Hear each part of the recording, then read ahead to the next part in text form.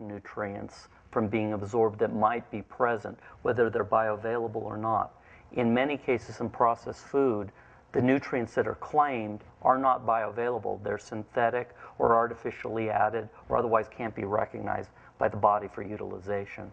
So as a result of that, we see many problems in health across the board that did not exist 15, 20 years ago in the United States.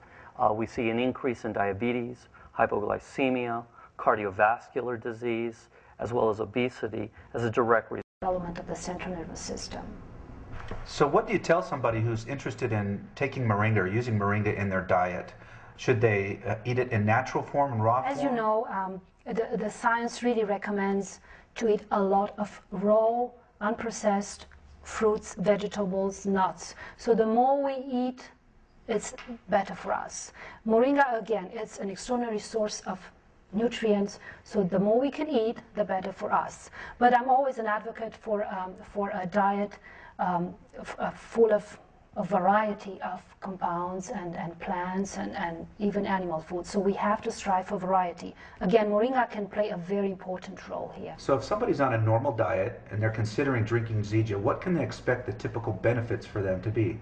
You have to look at their normal activity and their food intake on a daily basis to begin with, but it would be best to consider at least 1 can of Zija every day, depending on body weight size. So someone up to 150 pounds, 1 can a day should be enough. Someone exceeding 150 pounds a day, perhaps 2. A man exceeding 225 pounds a day, perhaps 3.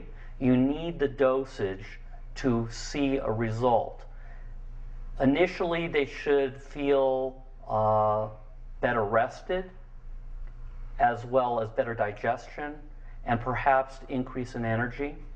I personally, in taking 2 cans a day, immediately saw a weight reduction of 10 pounds that I've kept off. So it depends on the individual, depends on their physical activity, depends on their body weight size.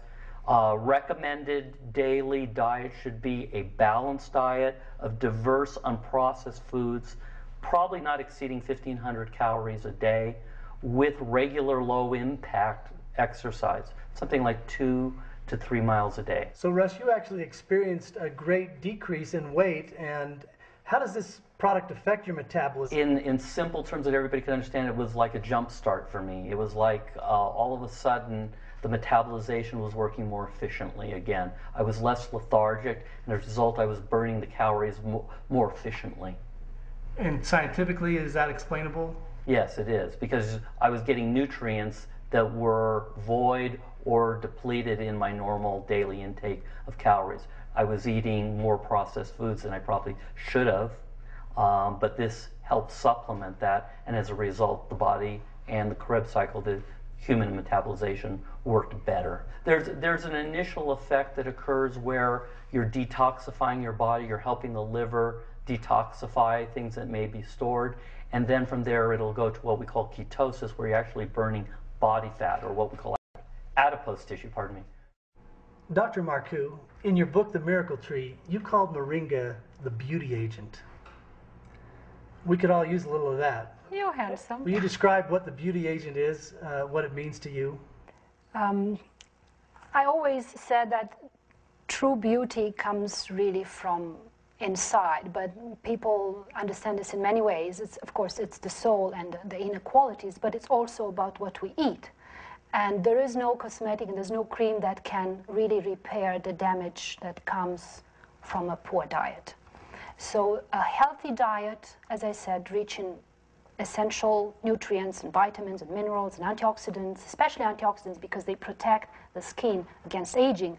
So a good, complete diet is the best weapon we have against premature aging and wrinkles and all the sun damage and all of that. So I'm a great advocate for obtaining beauty from a healthy diet. So if I drink Zija and exercise, I'm going to be okay. If you combine that with other fruits, vegetables, good sources of proteins, and you exercise a lot, I would expect you would be just shining and very young looking for a long while. Speaking about the formula, going back to that, when we talk about it's stimulant-free, can you talk a little bit about the Zija product in that area? Everything in here is generally recognized as safe, meaning that from an FDA standpoint, these products are not only safe, but have been widely used in human consumption for a long period of time with no adverse effects. And in point of fact, from a deleterious standpoint, we're delivering naturally occurring nutrients that are not being offered in other products. And as a result of that, Zija works, Brand X or others don't. So, from a regulatory standpoint, is it safe to say that the Zija beverage is FDA compliant? And could you also speak a little bit to whether or not it's kosher certified?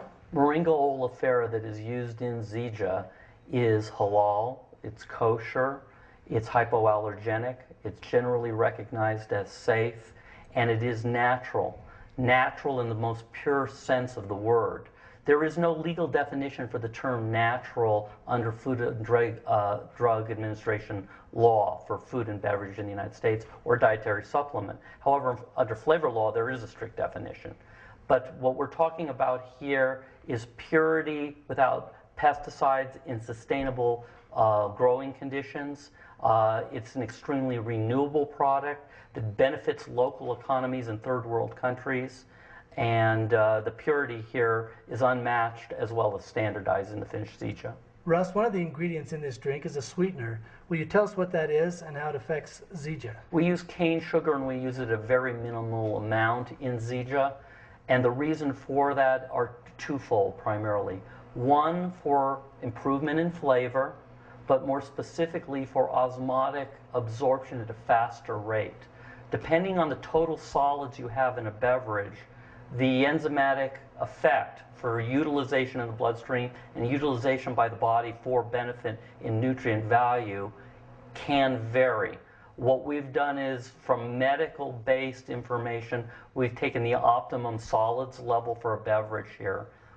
A very minor amount of the total product is cane sugar, and that raises blood glucose very rapidly to allow the nutrients to be utilized quickly. Zija was not easy to make or duplicate, and if others in the marketplace are thinking that they're going to easily provide as efficacious a beverage or other products with Moringa, I think they're sadly mistaken. Do you feel then, with that type of thought process, should others crop up on the horizon, are we able to, with scientific provability, show the efficaciousness of our product? Yes, because the proof is in the pudding. If you take ours, it works. If you take theirs, it may or may not work. And depending on what they do with their product.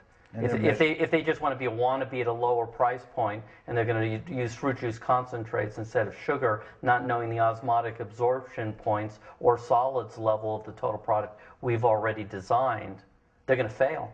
They violate one of my 5 rules. They might have taste, but they don't have functionality.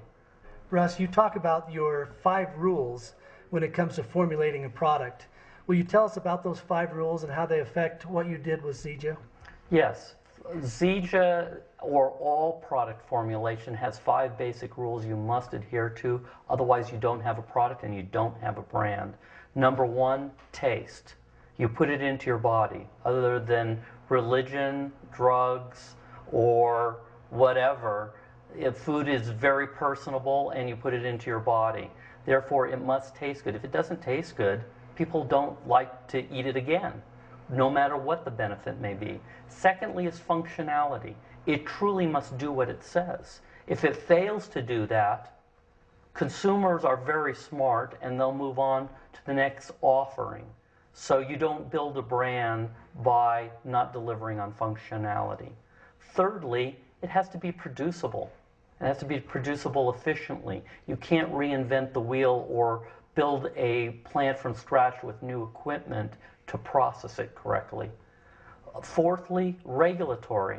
Are you indeed complying with and labeling correctly, as well as truly making representations that are authentic, real, and 100% accurate? And then finally, economic model. It could be the most wonderful, great